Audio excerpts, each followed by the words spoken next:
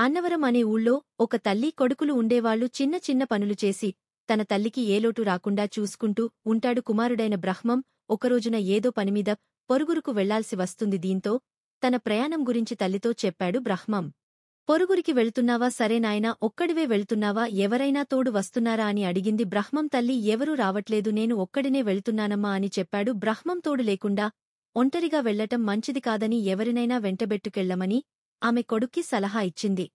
అయితే బ్రహ్మ మాత్రం మరేం ఫర్వాలేదు, నాకేమీ కాదు, నేను త్వరగా వచ్చేస్తానుగా అని తల్లికి నచ్చజెప్పి ఒంటరిగానే పొరుగురికి బయలుదేరేందుకు సిద్ధపడ్డాడు. అయినా ఆ తల్లి మనసు ఊరుకోక వెంటనే ఇంటి పెరట్లోని బావిదగ్గరికి వెళ్లి రోజూ తాను ఎంతో ఆప్యాయంగా పెంచుకునే ఎండ్రక్కాయను తెచ్చి కొడుకుకు ఇచ్చింది. నీకు ఏదైనా ఆపద వస్తే ఇది ఎలాగైనా సరే నిన్ను కాపాడుతుందని అభయం ఇచ్చింది తల్లి.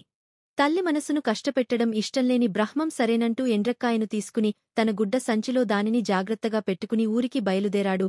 అలా బయలుదేరిన బ్రహ్మం నడచి నడచి బాగా అలసిపోయాడు. కాస్త చల్లబడ్డ తరువాత మళ్లీ ప్రయాణం సాగించవచ్చని ఒక చెట్టు కింద నిద్రకు ఉపక్రమించాడు. ఆ చెట్టుకు సమీపంలో నివసించే ఒక తాచుపాము బ్రహ్మం గుడ్డసంచిలోని కర్పూరపు సువాసనలకు ఆకర్షితమై మెల్లగా మూట దగ్గరకు వచ్చింది. అంతటితో ఆగకుండా గుడ్డ సంచిలోకి తలదూర్చగా అందులో ఉన్న ఎండ్రక్కాయ కసికొద్దీ ఒడుపుగా పామును తన రంపపు నోటితో కసికొద్దీ కొరికేసింది. ఆదమరిచి నిద్రపోతున్న బ్రహ్మానికి జరిగిందేమీ తెలియదు. నిద్రలేచిన తరువాత చూస్తే గుడ్డ సంచి పక్కనే చచ్చిపడి ఉన్న పామును చూశాడు. తనకు ఆపద జరగకుండా తల్లి ప్రేమతో ఇచ్చిన ఎండ్రక్కాయే పామును చంపివేసిందని గ్రహించాడు. తన తల్లి ఎంతో ముందుచూపుతో తన మేలుకోరి ఎండ్రక్కాయను తన వెంట పంపిందని అర్థం చేసుకున్నాడు బ్రహ్మం.